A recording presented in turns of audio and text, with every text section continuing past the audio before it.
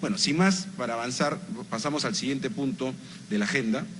Y nuestro segundo tema de debate se refiere a la minería ilegal. Ahora sí vamos a entrar en la minería ilegal un poco más en detalle, en América Latina, en el Caribe, obviamente, y Europa. El combate del mercado ilegal y su impacto en la seguridad. Para hablar de esta cuestión tenemos con nosotros a un invitado especial, que se trata del señor José Ignacio Beteta Bazán, presidente de la Asociación de Contribuyentes del Perú, director del Centro de Desarrollo Integral CENDEIT, que además es un valiente, además que una persona que se enfrenta, comunica en los medios y hace una lucha frontal contra la minería ilegal, siendo una persona de nuestra sociedad civil. Bienvenido, José Ignacio, un gusto tenerte por acá. Gracias, congresal Galarreta, por la invitación, por la dirección de esta mesa, este grupo de trabajo. Gracias a todos los miembros de la mesa directiva. Voy a tratar de enfocarme en el tema de la minería ilegal, que es un tema específico en el Perú, de manera que pueda servir, ojalá, como un ejemplo de un caso para sus países y para la región en cuanto al rol del Estado. ¿Qué pasa cuando el Estado no funciona bien o no pone las reglas de juego correctamente en un tema tan crucial como este? En primer lugar, adelante por favor. Voy a pasar rápido para no pasarme también del tiempo. ¿Quién dirige la presentación para que la pasen, chicos? Dale, un par más, por favor. Ahí está. Hoy en día tenemos en el Perú un problema con la minería ilegal, que es un problema de política pública. En el año 92 se generó un régimen de concesiones que buscaba ordenar correctamente, y lo hizo, la minería formal, principalmente la gran minería. Sin embargo, a lo largo del tiempo esta ley no fue complementada, no fue enriquecida, digamos, no fue desarrollada más. Entonces, en los siguientes años se mantuvo una presencia de operadores mineros pequeños, artesanales, en las concesiones ya otorgadas por el Estado. Cuando explota el tema en el país, no cuando están ahí presentes en las concesiones, la gran minería permitió que esto ocurra durante más de 20, 25 años, sino cuando el precio de oro se dispara a límites ya insospechados, digamos, ¿no? Con la onza a $3.200, $3.300. Y si suman a eso el COVID, la pobreza en el Perú, que ha sido un problema que ha retrocedido, digamos, estamos en niveles de pobreza parecidos al año 2011, 2012, post-COVID, entonces eso se ha convertido en una actividad económica absolutamente rentable. Ya venía lo que decía el exministro Valdés, hay un incentivo económico y una lógica de mercado. Esto no solamente es un problema de política pública, pero en primer lugar tenemos una ley de concesiones que permitió la superposición, es decir, que en el subsuelo existan minerales que son propiedad, entre comillas, del Estado, pero que en el suelo existan una serie de comunidades. Demográficamente e históricamente el Perú es un país sumamente disperso, con una dispersión demográfica tremenda, yo creo que la más dispersa de Latinoamérica, y además con problemas territoriales o una geografía bastante desafiante. Siguiente, por favor. ¿Qué está pasando hoy en día entonces? Al este problema, y un par más, por favor, al este problema no haber sido atendido de la manera correcta, estamos viendo dos actores que están enfrentándose en este momento. Y los dos actores supuestamente con intereses legítimos. La gran minería formal, que ha lanzado toda una campaña de comunicación para poder tratar de buscar la eliminación del sistema de formalización minera, que en el Perú se llama Reinfo, ¿no? Esta campaña de comunicación es muy, muy grande, y lo que están haciendo es decir, todos los mineros informales pequeños son de alguna manera parte o pertenecen a la minería ilegal, ¿no? Es una campaña de comunicación que está en curso en este momento. Los intereses de la gran minería, repito, son legítimos. Sobre sus concesiones hay infinidad de pequeños operadores mineros que están usufructuando lo que a ellos les corresponde, digamos, por ley. Del otro lado, tienes más de 86.000 reinfos, los llamamos así, que son estos operadores mineros que han logrado un registro que supuestamente los iba a llevar a la formalización.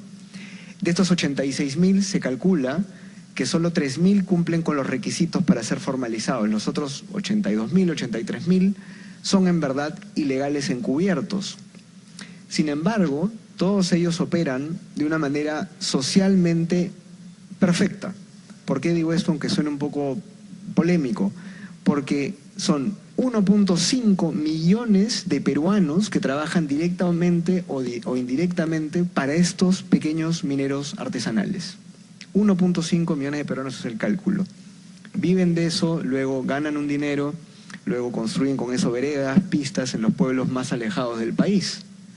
Y no solo eso, muchos de ellos antes eran agricultores que podían ganar 500 o 1000 soles, 150, 200 dólares en promedio, cosechando habas o algún tubérculo, y ahora pueden ganar 2.500 o 3.000 dólares al mes. ¿Cómo vences eso con una ley o con una norma? Pero tenemos evidentemente 25 o 30 años tolerando este sistema. Siguiente, por favor. En términos de seguridad, entonces, cuando tú ves un negocio tan rentable, ya no solamente son pequeños mineros artesanales o informales. Se calcula que solo en una región del norte del país, del Perú, La Libertad, operan entre 15 y 20 mafias y organizaciones criminales, y muchas de ellas internacionales. Una de ellas las mencionó el exministro, el Tren de Aragua.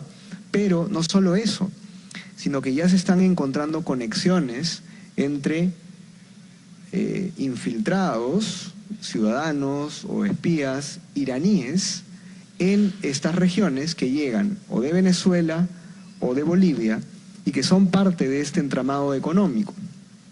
Sin contar, digamos, que evidentemente en esta zona la criminalidad se traduce en efectivamente trata de personas, en matanzas, en crímenes contra la vida muy fuertes.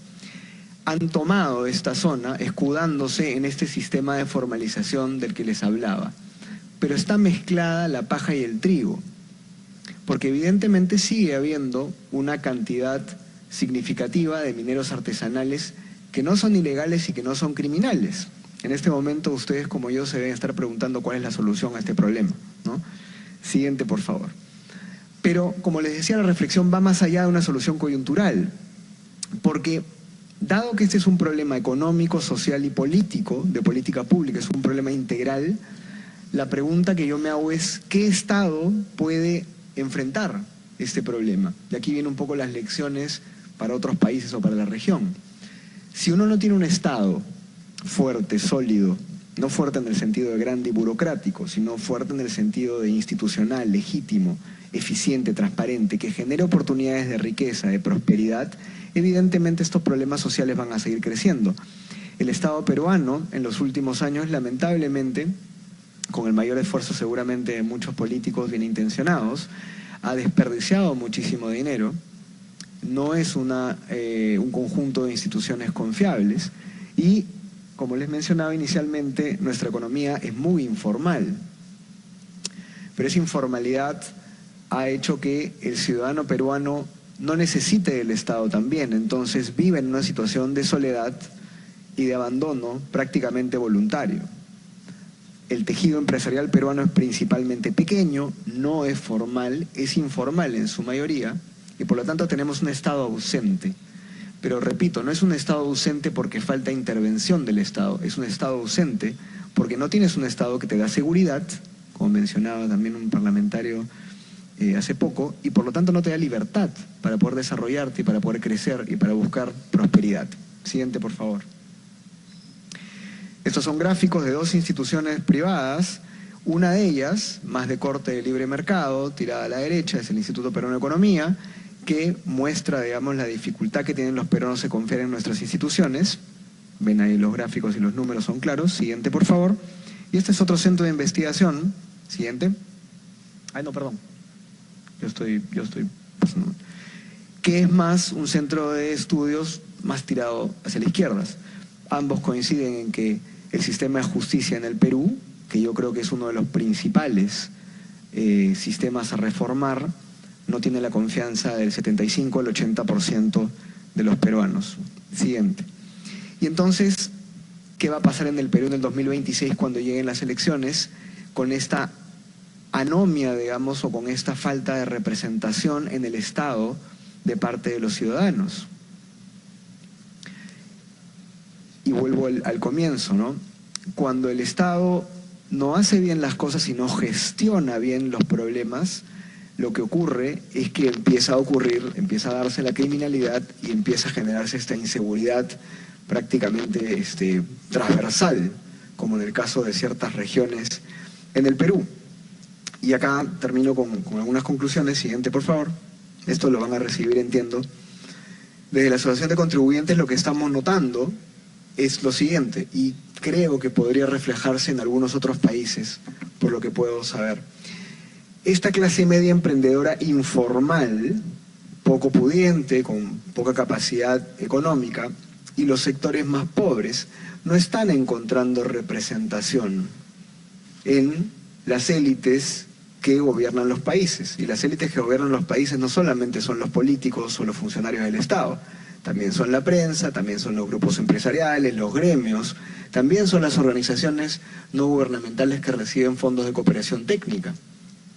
Si no empezamos a ver a dónde se enfocan las prioridades de estos grupos que son los que lideran los países, los que están aquí al costado y están fuera del sistema van a buscarse la vida por donde puedan.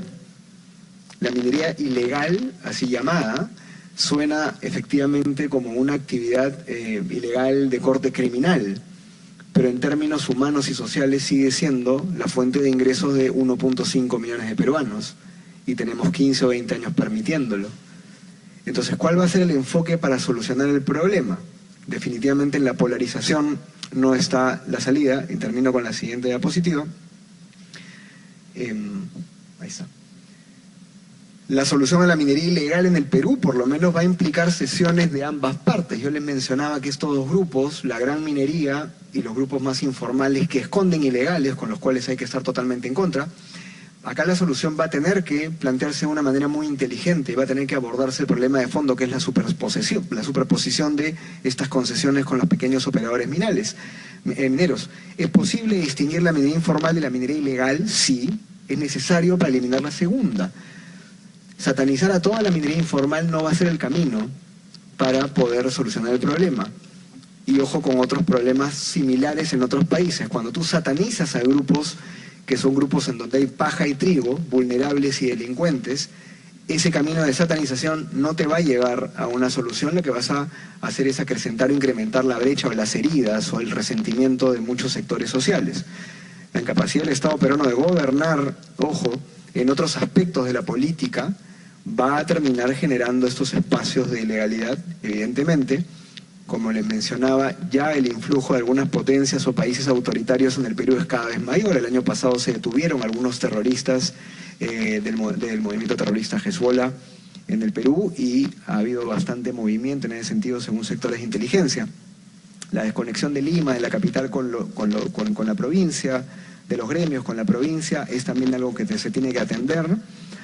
Y definitivamente, en el 2026 en el Perú tenemos una gran responsabilidad de elegir muy bien a nuestros siguientes políticos y líderes, porque yo sí creo que este tema de la minería ilegal, como lo mencionaba el congresista Málaga, junto con el desarrollo tecnológico del crimen, que va mucho más rápido que los sistemas de seguridad, policía, Fuerzas Armadas, va a ser algo que no vamos a poder atajar en los siguientes 5 o 10 años.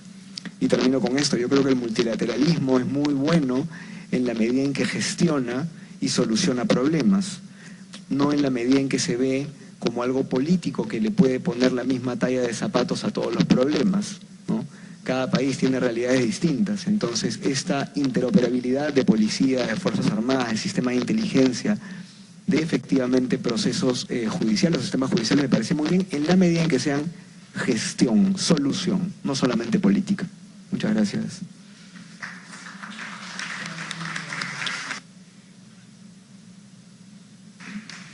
Muchas gracias a José Ignacio Beteta Bazán.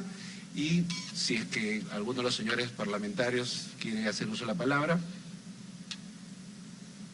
¿Está perfecto? ¿Sí? Muy bien, creo que ha sido bastante contundente. Lo que pasa es que estamos corriendo con el tiempo, ¿no? Encantado, congresista. Bueno, entonces agradecemos nuevamente a los 3 expositores por su presencia, por su información, y creo que José Ignacio, nos dejas también tu presentación. Muchísimas gracias. Muchas gracias. Entonces, para que puedan... Vamos a avanzar rápidamente, porque estamos con el reloj. Queremos